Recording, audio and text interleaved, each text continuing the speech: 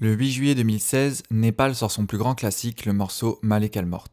Comme toutes les 2 semaines, nous allons voir pourquoi ce titre fait partie de mes classiques, et si j'y arrive, nous verrons comment il aurait pu être amélioré. On va passer vite fait sur les détails avant de se lancer. Malekal Mort, c'est l'ange de la mort dans l'islam, celui qui vient chercher les âmes des morts sur terre.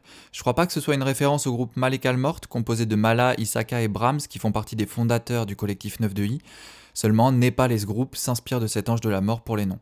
Côté technique, à la fois il y a de bonnes rimes à certains endroits, et à la fois il y a des passages sans rimes, comme à la fin. Mais je trouve ça bien fait, parce que quand il le veut, il rime bien, il a pas besoin de prouver. Et en même temps, réussir à plaire sans faire tant de rimes, je trouve ça compliqué, mais il y arrive très bien, et j'arrive toujours pas à comprendre comment, malgré mes dizaines d'écoutes. Côté voix, elle est apaisante, et en plus, elle est faite pour cette mélancolie. Cette douce tristesse qui baisse les bras, c'est un rap qui pue la solitude, et j'adore ça. Au niveau de l'instru et du mixage, les réverbes sont parfaites, que ça soit de la guitare ou de sa voix. La basse est très présente avec une mélodie qui, comme les autres instruments de cette prod, change tout le long. Il n'y a pas trop de boucles, même si la basse reprend sa mélo initiale à la fin pour boucler la boucle. À côté de ça, la guitare normale nous met une intro douce, puis éparpille des notes pendant que Népal rappe, et enfin elle fait un solo en outro, et le fader qui diminue son volume ne semble pas l'arrêter, puisqu'elle continue de jouer jusqu'au bout. La prod va crescendo, mais la voix de Népal reste calme tout le long. Ça montre une sagesse et ça rend la forme cohérente avec le fond, puisqu'il parle d'accepter sa mort dans ce son, et il dit aussi qu'il ne fait pas la différence selon les couleurs de peau. Pareil, il accepte le fait qu'une femme qu'il aura aimée finira par partir. Il accepte qu'il va reprendre la même drogue. En bref, il montre de l'acceptation, mais surtout une forme de lassitude de son quotidien. Et ça se traduit par une acceptation de son avenir qui semble être condamné à être prévisible.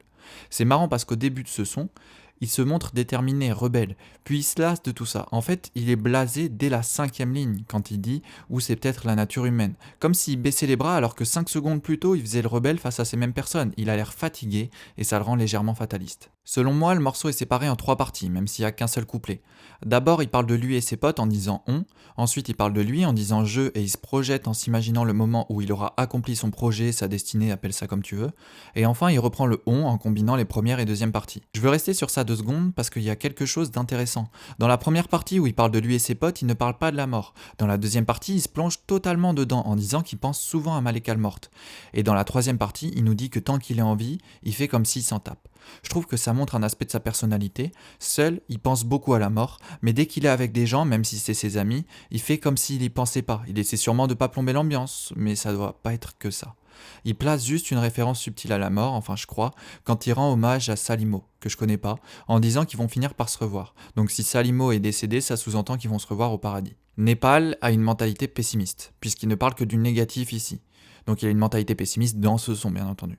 Même s'il dit une sale odeur de fin de l'espèce, mais on garde la pêche. D'ailleurs, je sais pas si c'est un jeu de mots pour dire qu'il y a presque plus de poissons, mais on continue de les pêcher. Ça serait marrant.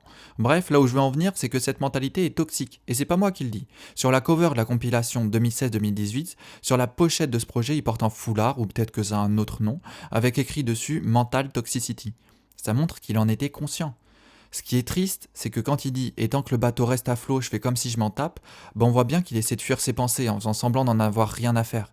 Sauf que ça lui revient automatiquement dans la gueule, comme on le voit dans ce son, où il a beau essayer d'être déter au début pour couvrir toute cette mélancolie, il finit toujours par revenir sur ce qui l'obsède, cette idée que la vie tourne en rond et qu'il n'y a que la mort qui l'attend, et pas forcément de surprises positives en cours de route.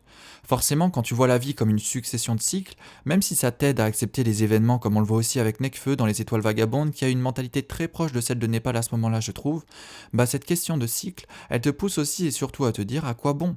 À quoi bon continuer si je sais ce qui m'attend et qu'il n'y a que la mort que j'aurais pas vécu ? Donc il n'y aura que la mort qui pourra me surprendre. Mais la vraie performance de Népal dans ce son, c'est qu'il parvient à être aussi lassé de la mort que de la vie. La mort, qui est la seule chose qu'on peut pas avoir vécue plusieurs fois, lui n'aura pas attendu de l'avoir vécu pour que ça ne l'étonne déjà plus. Il aura peut-être attendu Malekal Mort, peut-être pas, on sait pas, je sais pas. C'était Jacques Mystery pour Trapland, Swan, merci de m'avoir écouté.